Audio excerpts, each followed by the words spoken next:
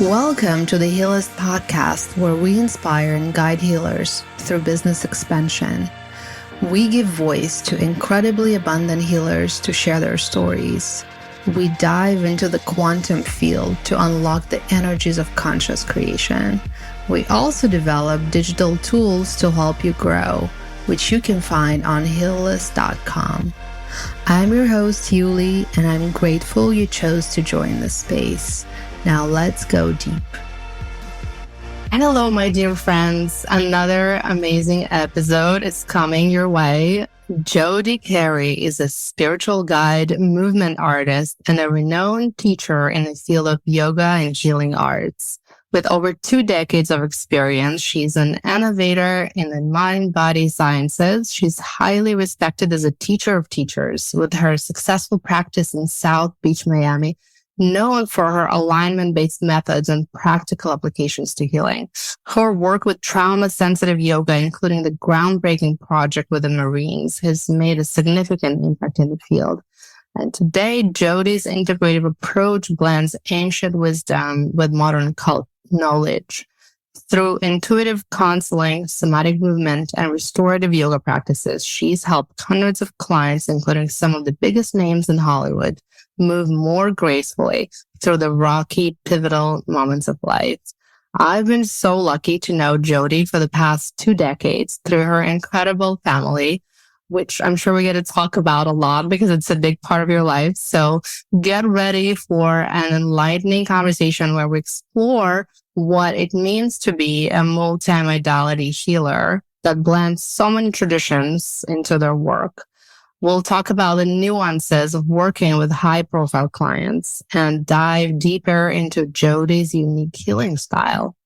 And my intention for this episode is to really learn from Jodi her wisdom of the flow and intuition and how to tune into those goddess frequencies that make her a magnet for people of all kinds and statuses. So please welcome Jodi, and if you like to set your intention, please do so. That was amazing. Thank you, Yuli.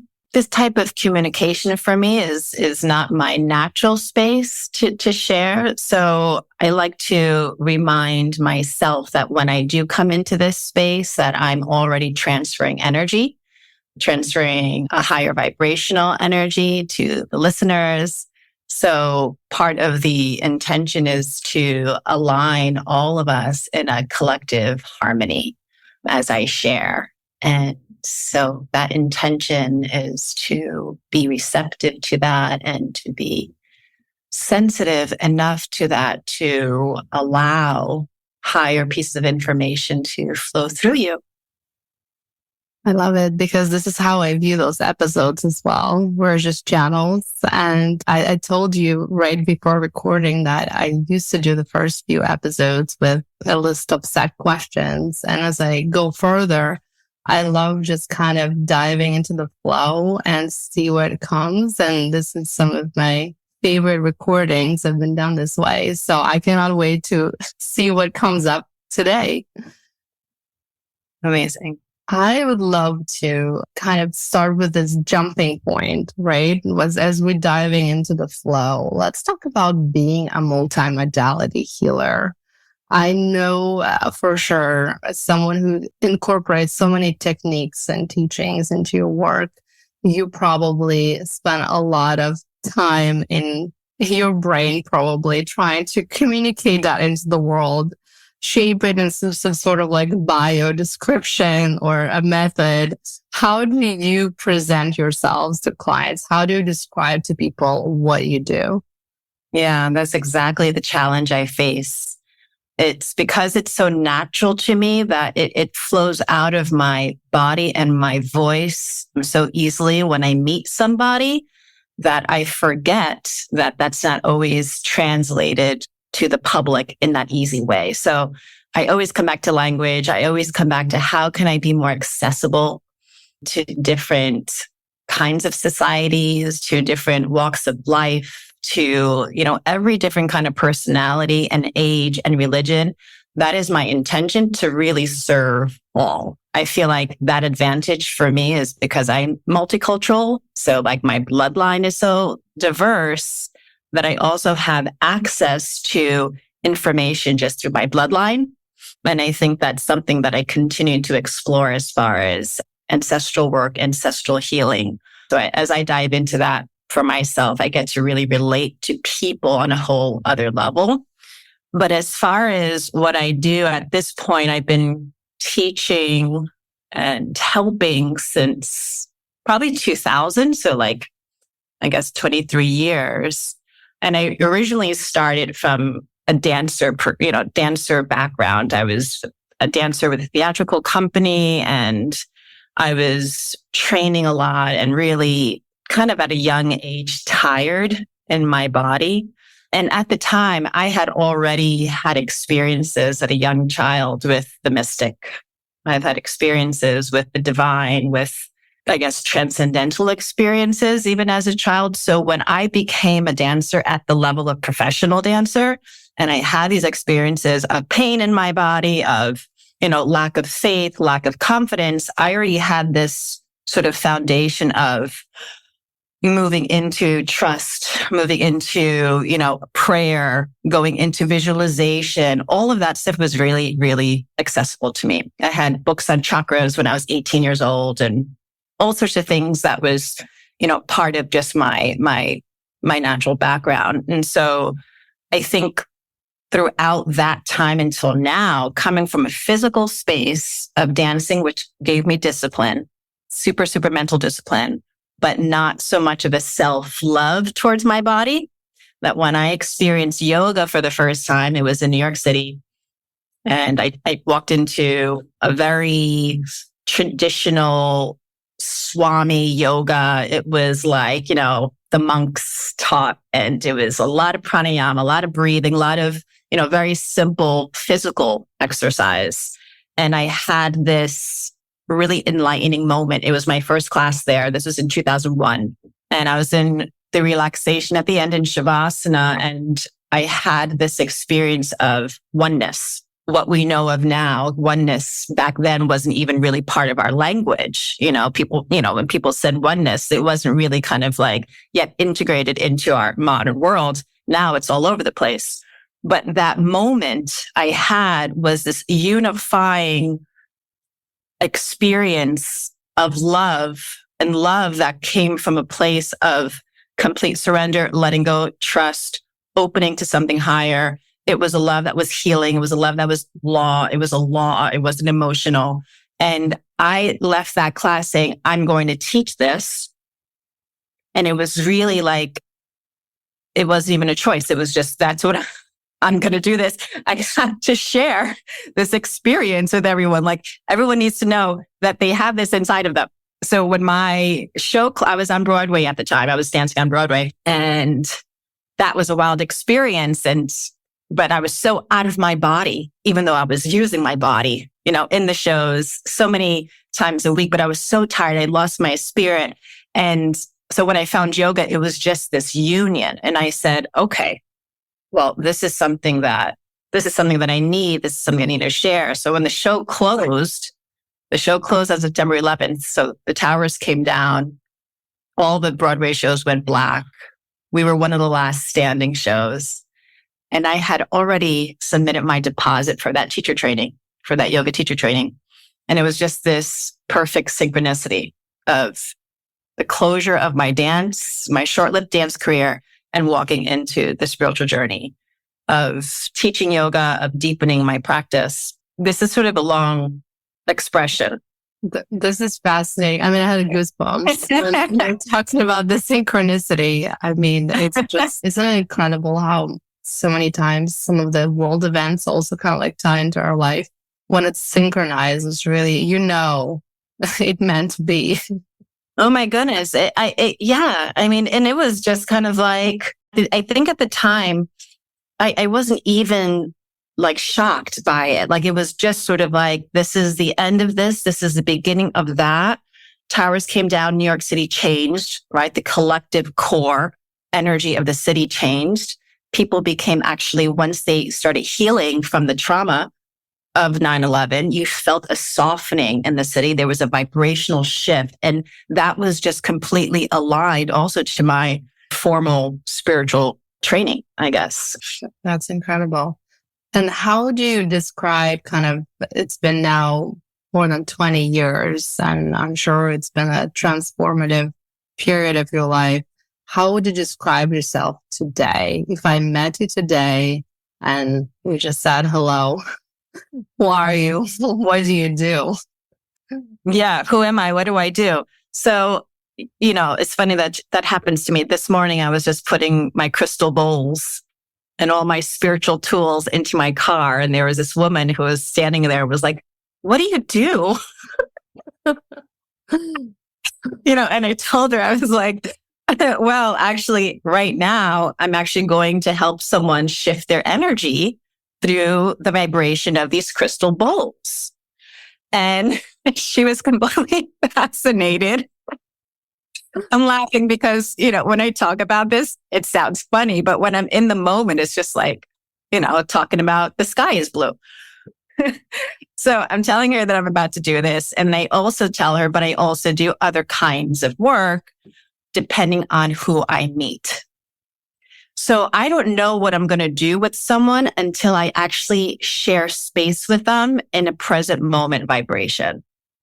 So someone will approach me or someone through word of mouth with you, which usually my clients come through word of mouth. So already my prior clients tell them their experience, their curiosity leads them to me, which is amazing because then there isn't a lot of like, well, read my bio and this is what I do. It's more just like, this is what I experienced and this is the feeling and this is the sensation. And so people kind of come to me from that very kinesthetic description, I guess. So when I describe it, it's more like I work with the present moment. I work with the vibration of the person, aligning them with their highest vibration. I do that sometimes through postural analysis. So I work with posture, structure. Sometimes, people with injuries, I'll work a little bit therapeutically, yoga therapeutically wise.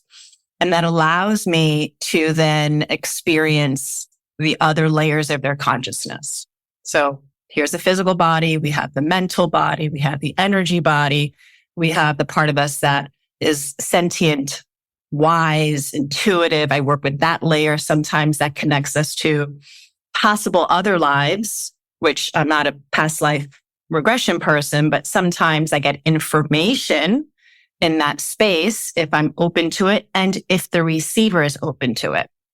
So if the receiver speaks more of their language through their physical body, say someone's a dancer or a yogi, like a hatha yogi, that's the information that comes through. So we're working on bones, we're working on, the pelvis and maybe some connective tissue work.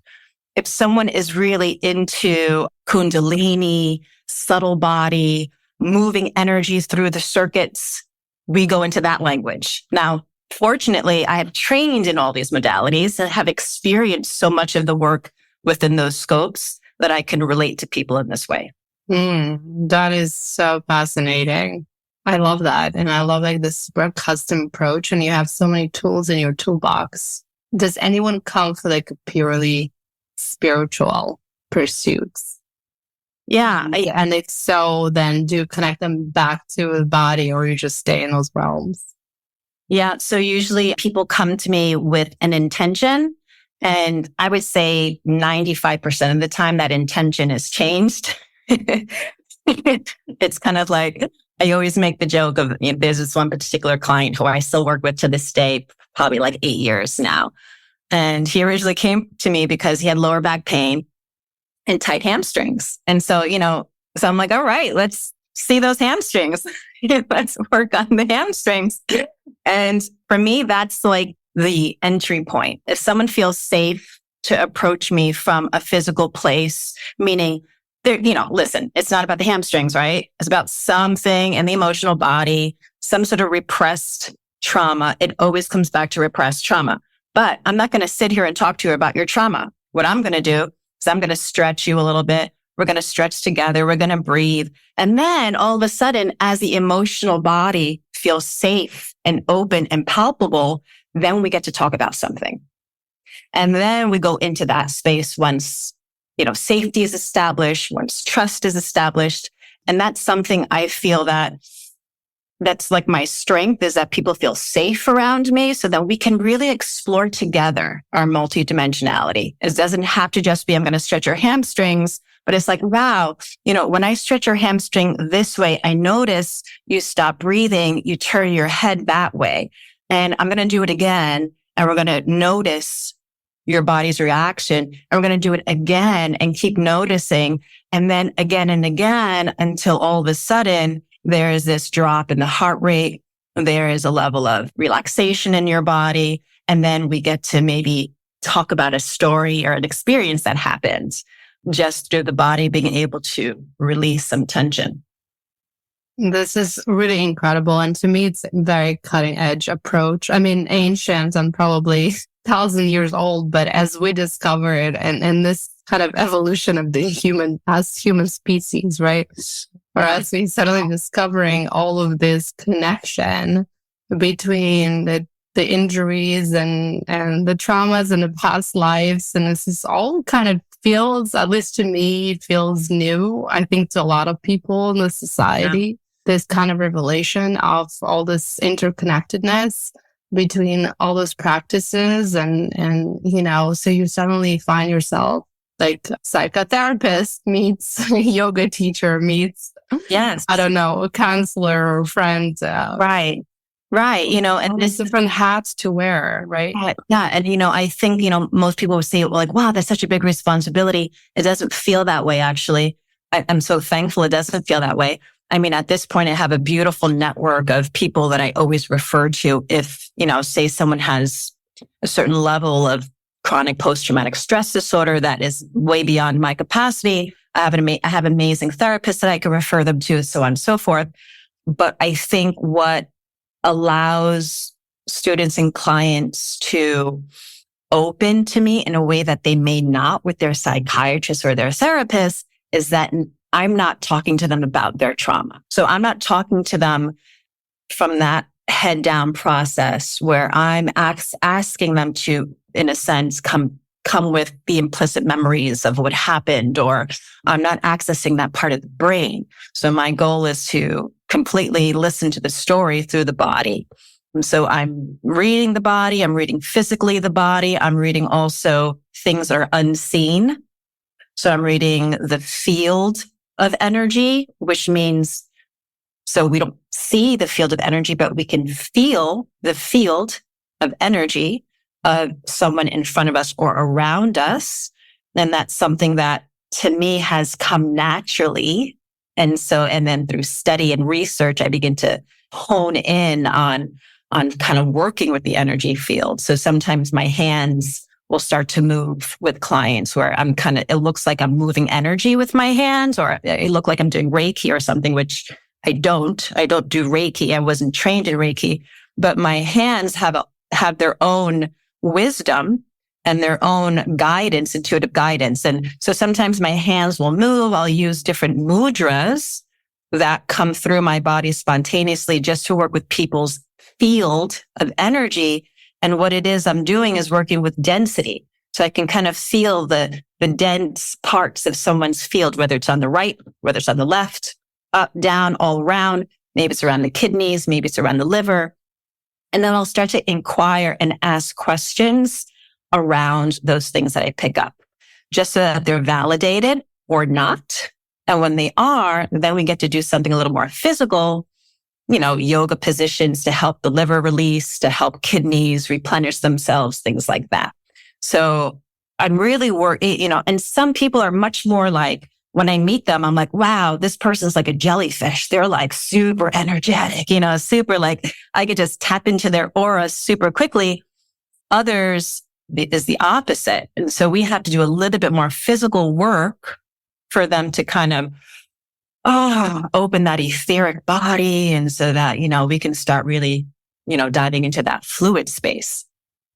So speaking of opening up, and you had the pleasure of working with so many amazing big names, and just looking at your website and some of the testimonials from Will Smith and Ariel Kibler, Like, speaking of this trust that you build with clients, I imagine with some of those high profile clients, it's even a more intricate process, right?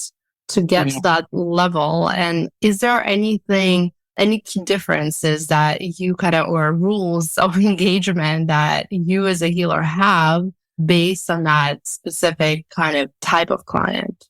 I'm immediately thinking about direct experience, and so for me, my wisdom or confidence or polishing of my technical practice has come from many, many years of direct experience of my own personal life's traumas and so on and so forth, integrating those traumas into my body through spiritual work, having more trauma, integrating that trauma into my body, doing more spiritual work, to the point where if I meet a Will Smith or if I meet the president of the United States, I feel like it doesn't matter who you are. I'm still going to share what's my truth. I think so it's a personal thing.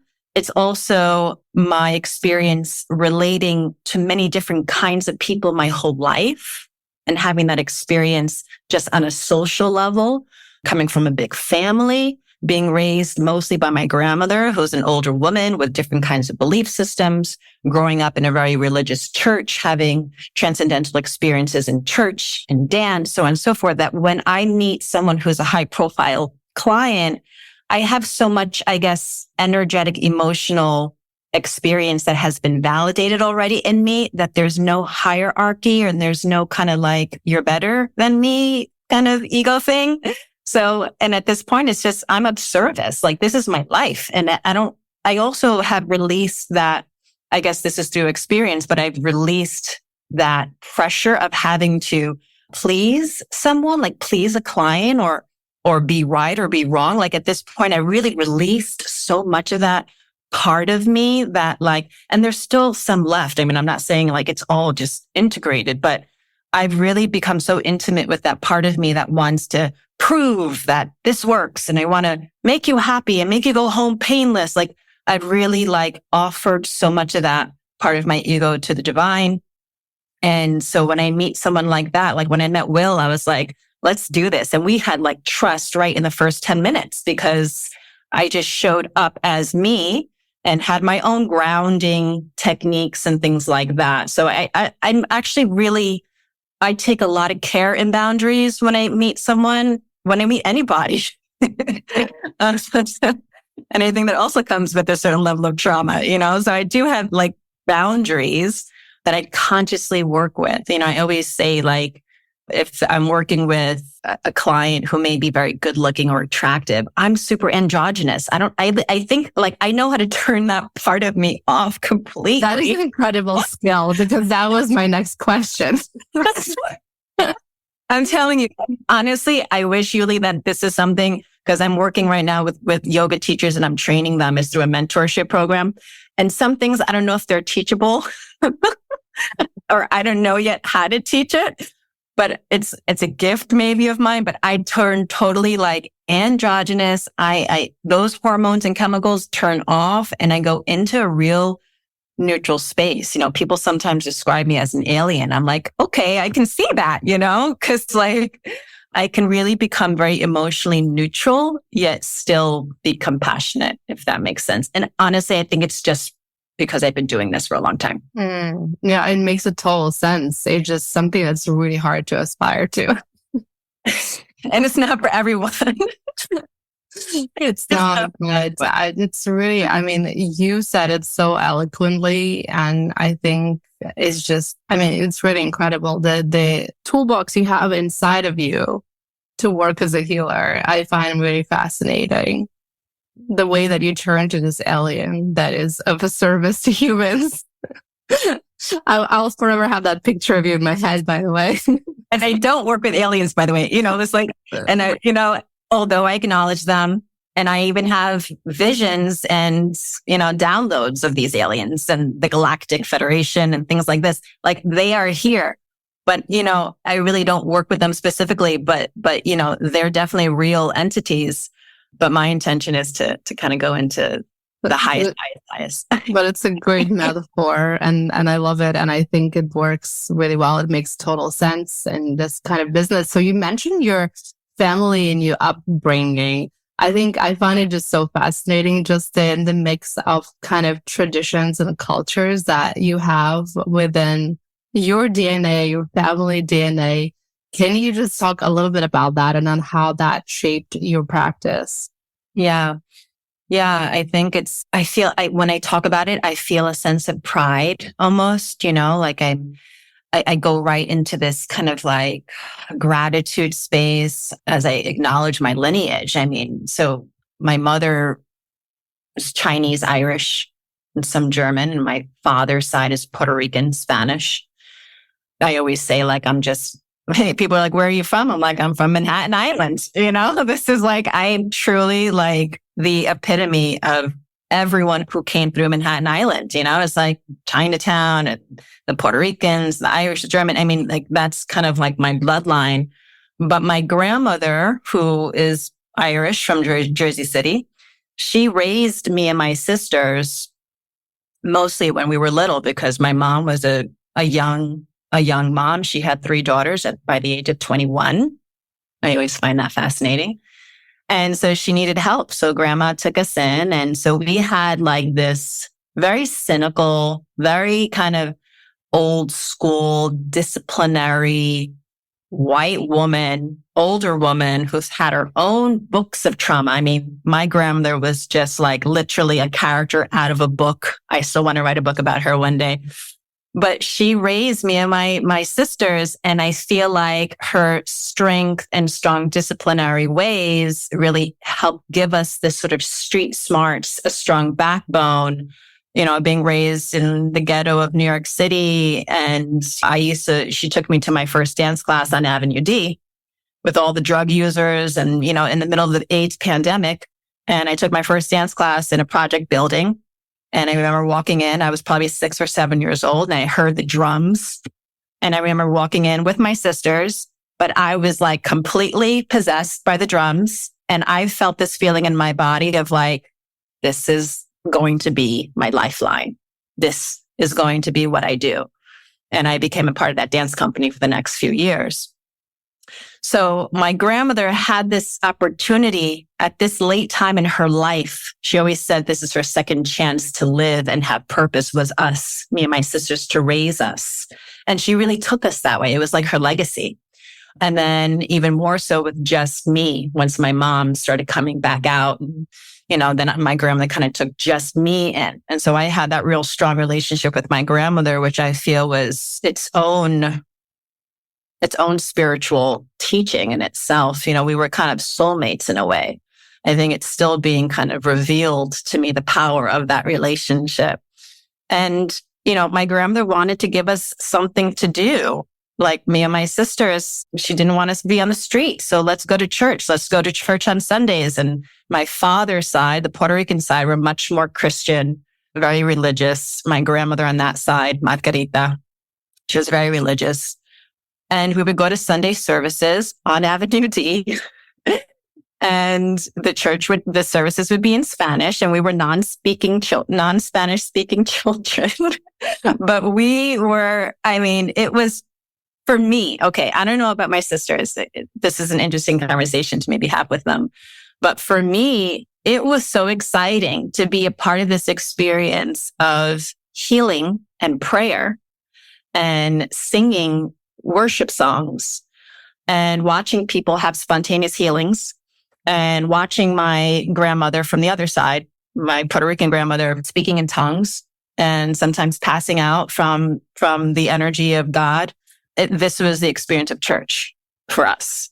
So, that for me was like one of the first beginnings of like, okay, there's more to life than what I'm seeing, and my Puerto Rican blood gives me this sense of like, again, when I speak about it, it makes me feel a certain way.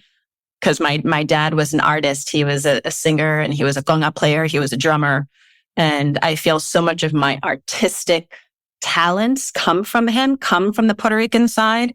A lot of my also even instincts about So as we know, Puerto Rico is a big mix, right? It's a big salsa. There's African American, there's Cuban in there. It's a big mix. So when I even meet a Cuban person here in Florida, or I meet an African American person, I feel like them. Like I feel on a real like primal level. And I'm not talking like we're all one. I'm not talking from that energetic space of spirit. I'm talking from a more ancestral space that I really feel like I can relate to these multi-ethnic lineages just through my Puerto Rican blood. Right? Puerto Rican. And when I think about Puerto Rican culture, that's, I love dancing salsa. I feel like the rhythm of the conga is inside of my body. When I hear a conga or when I hear a drum, I feel activated. I feel also, in a sense, I can drop into a trance state very easily when I hear conga. And for some people, they need to work on going into a trance state. For me, it's like, if I hear that, I'm immediately in that space. I naturally have the rhythms in my body, even when it comes to a lot of the Yoruban religions. And, when we're talking about the spirits, the orishas and, all of those presences, those spirits that people call in, I feel like just through being a Puerto Rican, I have access to that just naturally. And then if you give me music from that time, from that space, from that culture, I'm already, I'm there. We're channeling all sorts of things. That's an incredible connection.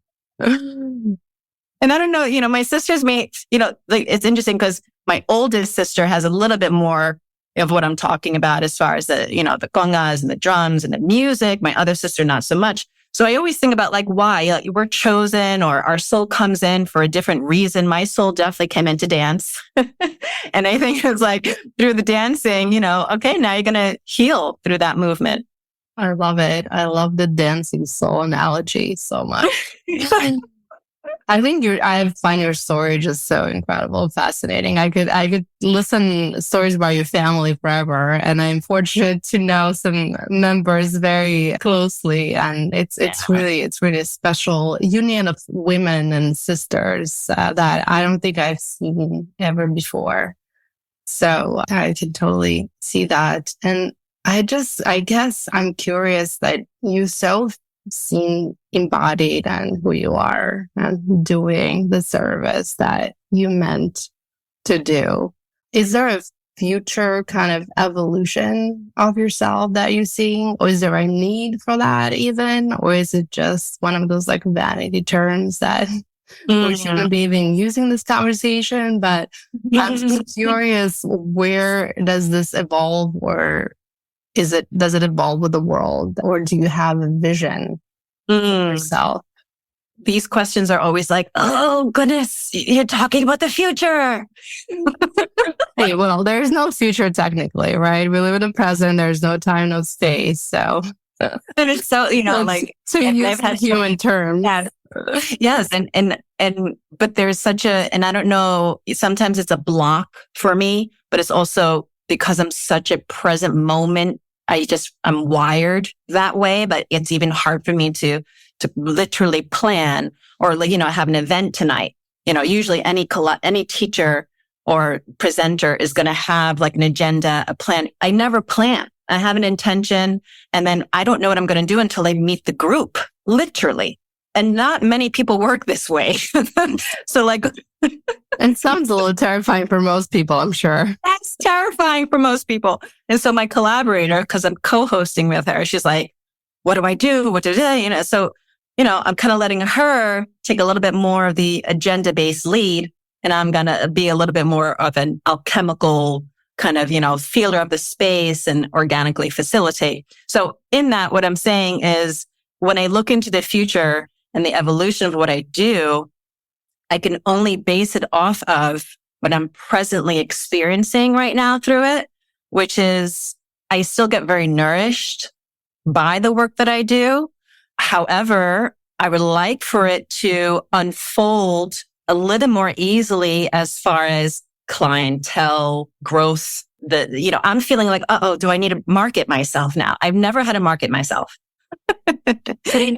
And now we're in this real deep, technical, crazy stage of life that like all of a sudden I'm about to be 45. I'm like, oh my God, I am so not technically anything, So I freak out with that stuff because I feel the push to have to kind of market myself, outside of my normal database of word of mouth and so on and so forth.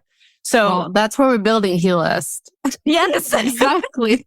Exactly for people like you. Like me, exactly. So I get really kind of like, oh my God, because, when I think about the future. So when you ask me that question, I kind of go into that a little bit of a fear, worry space. You know what I'm saying? Because I know that's not my brain. My brain isn't to, all right, Jodi, now, on your website, you're going to have all of these, videos, and you're going to have all this information for people. And then you're going to have memberships. And then which is something that I've been thinking about doing, having a monthly membership so that people have access to, all the tools that I share in my one-on-one work. However, that's not how I work. So like, if I were to work with you, Yuli, your session could look like the exact opposite of the woman that I worked with yesterday. And when I say opposite, I mean opposite. You know what I'm saying? Now there are blueprints, right? There are kind of like foundational maps that I can offer, which there's thousands of those at this point in the industry. So I kind of battle with myself, do I really want to spend my energy on that when what I do is this? How much do I want to kind of adapt to the ways of where the wellness industry is evolving? Why do I want to adapt? So I'm really kind of introspective and, in that place, especially right now, I'm super like, contemplating where the next move is. And sometimes it's hard when I'm just working with right now. I'm working with my clients for this week, So I'm not a multitasker brain. I'm very, when I'm with you, I'm with you. You're a present moment woman. Totally. I get it. Listen, I admire the multitaskers. I do. I think the more I talk to healers and the common thread that I hear is that scaling what you do is one of the hardest things, right? Because deep inside, we all want to help more people. We want to touch more people in different ways. And you can do it so well with different technology tools these days and really come up with ways for more people to access what you do. But at the end of the day, like you said, you're this gift that you have of seeing a person for who they are and customizing and using then your incredible toolbox of all the ancient traditions that you learn in this life and many other lives. How do you scale that? That's how do you scale that? Honestly, I'm like, in my meditations, I'm like, dear God, I want to meet some person to help me scale what I do. And the thing is like, some people have offered to like video what I do. I'm like, no, it's so, breaking confidentiality.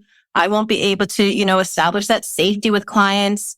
It's very exciting doing what I do because I can't possibly share the things that I see.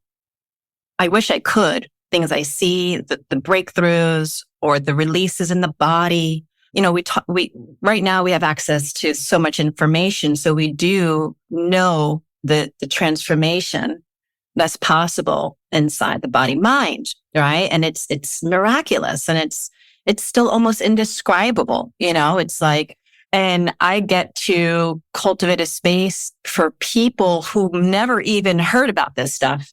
I used to work with Goldman Sachs. Here's people who are sitting at their desks. And I remember the one day I came into Goldman Sachs and everyone's sitting at their conference table and I bring my crystal ball and start.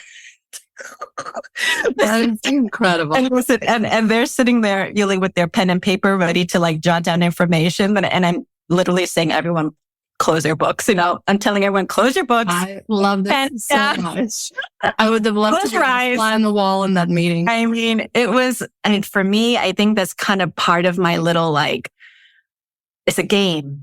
How can I open people to something bigger? It's a game for me. How can I create an experience for people to feel their body in a different way, to hear their breath, to be able to feel that they're slowing their heart rate down, maybe to give them a chance to have an intuitive knowing about something, which is really cool. I've worked with clients who 7 years later send me an email saying now they're psychic, now they can read people's minds. I'm like, amazing. You know what I'm saying? So for me, it's I'm just dropping a little pebble, planting a seed, and leave the rest to God. Jodi, you are a goddess, an incredible human being. I just love this conversation so much. And I think you brought it at the end so well to the idea. Yes, it's not just about scaling your healing business, right? It's about how do we take this concept and really make it more acceptable, more accessible. And those case studies that are right, they're not scientific, they're not impossible to share, they're private. How do we bring it to the wider conversation? And I'm sure every healer asks themselves the same question. It's beyond that scaling. It's about bringing this idea into the mainstream, really. Yeah, I think these conversations help, because it's, there's no pressures, there's no dogma about it. There isn't I'm not here trying to sell what I do. It's just a sharing. And I say that a lot too. It's what do you do? I'm I just share information. Do you do reiki? Are you do you do a modest way to describe what you do? I share information that usually is inaccessible to someone, and but it's the little you get to play messenger.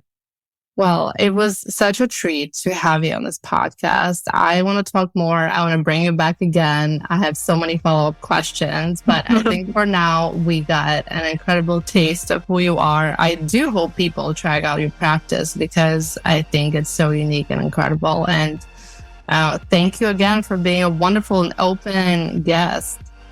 Thank you, Yuli. You're amazing.